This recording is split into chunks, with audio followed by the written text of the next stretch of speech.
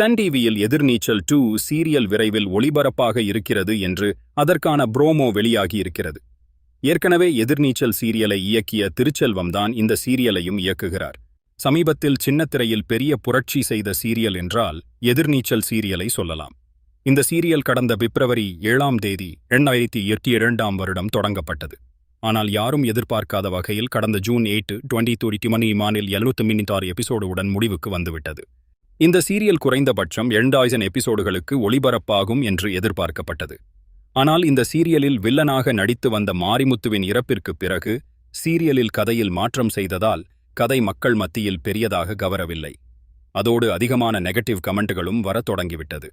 இதுவரைக்கும் சீரியலே பார்க்காத ஆண்கள் கூட இந்த சீரியலை பார்த்ததாக ஆரம்பத்தில் பெருமையாக பதிவுகள் வெளியாவதை பார்க்கலாம்.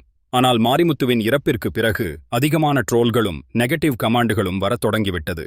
இதனால் திடீரென்று இந்த சீரியலில் கதையை முடித்துவிட்டார்கள். இதன் 2வது பாகம் எப்போது வரும் என்று எதிர்பார்ப்போடு ரசிகர்கள் இருந்தனர். அது குறித்து இயக்குனர் திருச்செல்வத்திடம் அதிகமான ரசிகர்கள் கேள்விகளும் எழுப்பி வந்தனர். இப்போது ரசிகர்கள் எதிர்பார்த்தபடியே இந்த சீரியலில் 2வது பாகம் தொடங்கியிருக்கிறார்கள். அதுவும் விட்ட இடத்திலிருந்து பயணம் தொடர்கிறது. எப்படி கதையை மாற்றினால் நன்றாக இருக்கும் என்று ரசிகர்கள் எதிர்பார்த்தார்களோ அதுபோலவே இந்த சீரியலின் கதை மாறப்போகிறது என்று இயக்குனர் கூறியிருக்கிறார். நேற்று இந்த சீரியலுக்கான ப்ரோமோ வெளியாகியிருக்கிறது. விரைவில் 2வது பாகம் வரப்போகிறது என்று ப்ரோமோ வெளியானதும் அதை அதிகமான ரசிகர்கள் பார்க்க தொடங்கிவிட்டார்கள். இதனால் இந்த சீரியல் யூடியூபில் ட்ரெண்டிங்கில் 20வது இடத்தை பிடித்திருக்கிறது. முழுமையாக 24 மணி நேரம் ஆவதற்குள் எப்படியும் இந்த சீரியல் டாப் 10 இடத்திற்குள் வந்துவிடும் என்று எதிர்பார்க்கப்படுகிறது. எது எப்படியோ மீண்டும் இந்த சீரியல் 9:30 மணிக்கு ஒளிபரப்பானால் சன் டிவியின் டிஆர்பி மீண்டும் அதிகரிக்க வாய்ப்பு இருக்கிறது.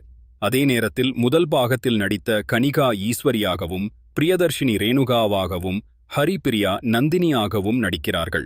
ஆனால் ஜனனி கேரக்டரில் நடித்து வந்த மதுமிதா மட்டும் இந்த சீரியலில் இருந்து விலகியிருக்கிறார். அவருக்கு பதிலாக பார்வதி தான் ஜனனியாக நடிக்கிறார். ஏற்கனவே இது குறித்து அப்டேட் நாம் ஏற்க கொடுத்திருந்தோம். அது இப்போது ப்ரோமோவில் உறுதியாகியிருக்கிறது.